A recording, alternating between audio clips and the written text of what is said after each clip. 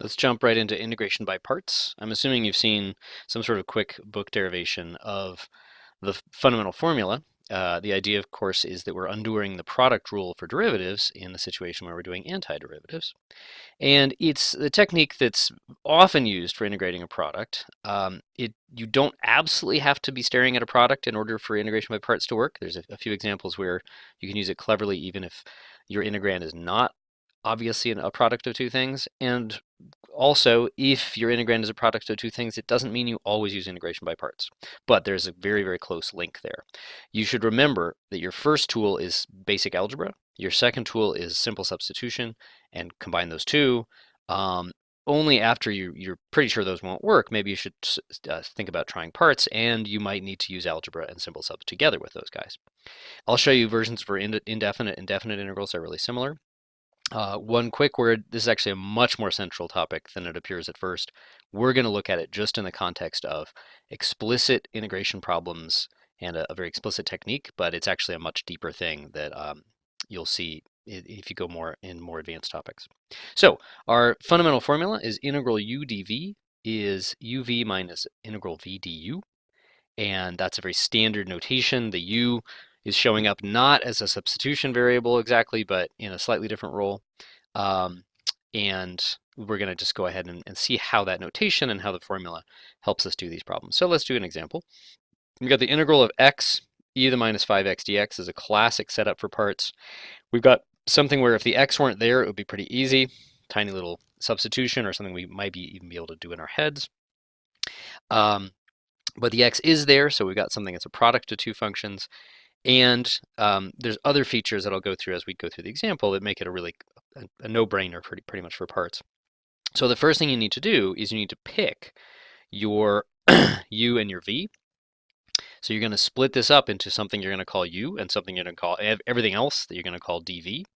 And so u is going to be x, and that forces dv to be e to the minus 5x dx. Oops, not the dx does not go up there. Okay, let me take away these invisibles. Okay. So once you've got that, you need to figure out what du is and what v is. So we're differentiating in the differential notation. We're differentiating x. That's just going to be 1. So that the differential style is going to be 1 dx or just dx. And crucial thing, let me actually write the one. You wouldn't usually write it there. But crucial thing is that x, by differentiating it, it has become simpler. And it's pretty much gone away. And that's going to be the crucial thing. Now, if dv is e to the minus 5x dx, then v, that's the integral of dv. It's the antiderivative. We're just using this differential notation to organize our thinking, really. But the basic thing is we want to anti-differentiate this part. So in the sidebar computation of an integration by parts, you're actually doing an integral, even in the little sidebar. Hopefully you've chosen this dv in such a way that that itself is not incredibly hard. Even if it's challenging and you have to do some more work and even a little sidebar computation, that's okay.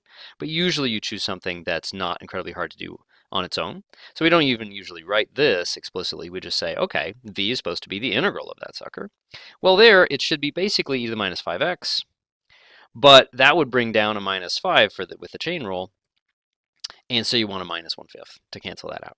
Really, that's essentially a simple substitution calculation if you want to do that more officially. But hopefully we're at the point where when this is a constant factor, we can do that.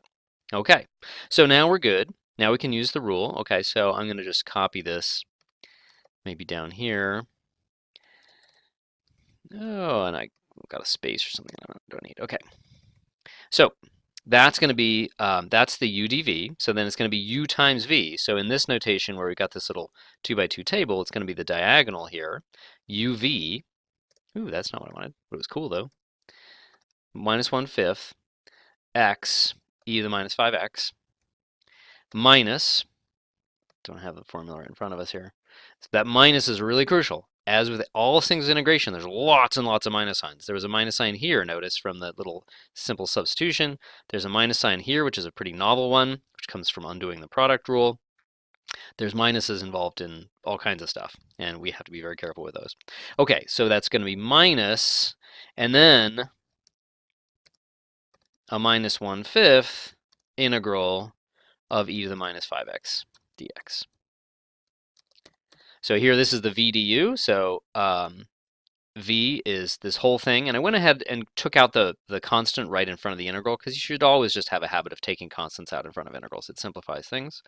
And then times just 1 dx, which is just dx. Let me just take that back to just dx. Okay, so what have we accomplished here? We've accomplished something where it was a product of two things with that x that we didn't know how to deal with otherwise, and now it's just the integral of e to the minus 5x. So integration by parts is never going to give you just the answer. It's going to give you a new integral that you then hopefully is easier to evaluate than the old one. And of course, we've noticed that even in the process of setting up the parts situation, you've already done a little integration. So this is how all these techniques work. It doesn't just spit out the answer real quickly. It's part of a multi-step process. Okay, so now this is just going to be this guy that doesn't do anything, plus 1/5, and then we have to do this integral again. Luckily, it's exactly the integral we just did in the sidebar.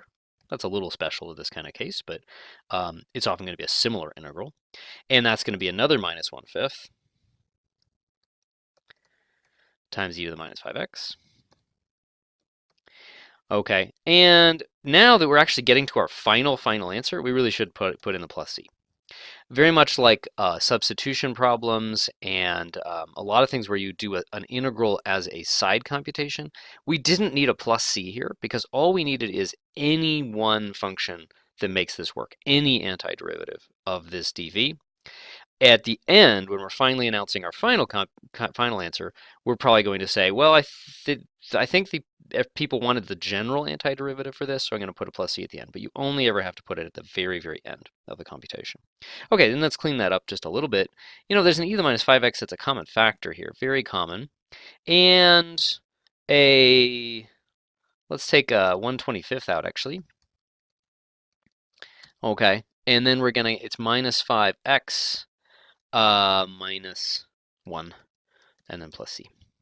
Okay, so a really good thing to do right now is to stop. I'm not going to take time in the video, is to stop and actually differentiate this and look at how the product rule gives you a few different terms, and when those terms come together, they'll sort of magically cancel out and get you simply x e to the minus 5x. You could do this pretty much by a bunch of guesswork and just say, well, I think it's going to involve e to the minus 5x, and I think some x's and maybe some constants or something, and get it. But this is a way to basically really, really organize what that's going to do and what magic combination of e to the minus 5x and x and constants will actually differentiate to be what we started with. So, brief tips about how this works. We've seen some of these in this example.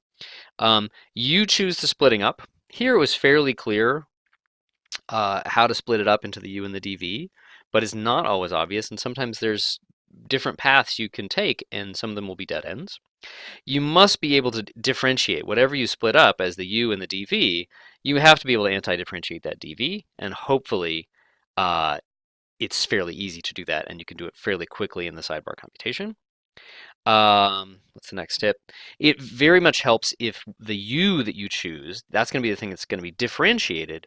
It helps if that gets simpler when you differentiate it. And whenever you have a power, that's likely to be something you're going to want to differentiate. But there's other things that might take precedence, like a natural log, for example, loves to be differentiated because it turns into 1 over x, which is simpler. And then the key is, usually there's some exceptions to this, but the usual key is that final integrand that you get, v du, had better be simpler all told than u dv. And that was true here. We turned the x e to the minus 5x into just an e to the minus 5x, and that was something we knew how to integrate. So let's just look at how this would do if we made this a definite integral. And then in the next video, I'll do a new example. But here, let's just look, let's make that display again. What would happen if this was like the integral from 1 to 2 of this function? And very, very straightforward. You're going to take, well, let me just write the general formula here. It's if the integral of u dv was from a to b, then that integral, I'm going to write the new integral first, v du, that's certainly going to be from a to b, is going to have a minus sign in front of it. And then what about the uv? That's something that's already been anti-differentiated. If you look at the derivation of integration by parts, that is the actual first antiderivative that ever gets taken, is the antiderivative of the derivative of a product. And so this thing needs to get evaluated. Whenever you're doing an integral and you take an antiderivative, what do you do to that antiderivative? You evaluate it at the limits. So a definite integral over a certain interval is going to turn into a new definite integral over the same interval. And then the uv part is called the boundary term. And let me write that down. Because the boundary of that interval is those 2 points A and B, and that's where you evaluate the product uv. You don't integrate it, you just evaluate it. So this guy is going to be, let's see, we'll just take our formula here. Actually, you know what? I'll just redo it right here. Let's just do it from 1 to 2. And then this is going to be evaluated from 1 to 2. This is going to be integrated from 1 to 2. So this is going to be, let's see, let's just go ahead and do that part. You can go ahead and do that and get it to numbers while you're still doing the other stuff if you want. So that's going to be minus 1/5 times, we're going to get 2 e to the minus 10 minus, remember there's another minus sign there, minus 1 e to the minus 5. Okay. And then this guy, so we still have that plus 1/5. We get the minus 1/5 from the integral, and then this is also evaluated from 1 to 2. We do not need a plus c here because it's a definite integral. Whoa, and I don't want to do all that. Okay, and so what are we going to get? We're going to get that all this stuff, and then minus 1/25, and then something looking pretty similar, e to the minus 10 minus e to the minus 5. Again, it collects a bit and would simplify. You'd probably want to just collect that and simplify a little bit, but that's not the main thing. Okay, so definite integral is not very different. Just remember that you're going to be evaluating the uv term. It's going to be a number. It's a definite integral. The answer should be a number. That's the main thing to check. And then this is going to be a definite integral over the exact same interval.